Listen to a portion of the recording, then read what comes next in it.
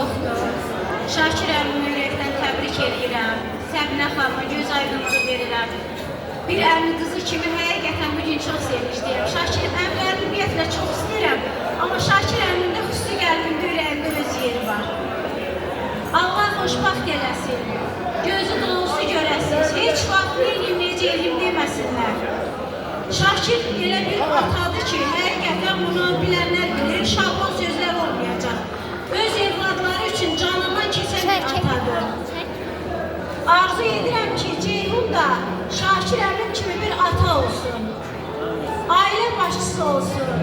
Öz ailəsini Şakir əmin kimi dəyərli, zəhmətkeş, qayğıkeş bir ata olsun.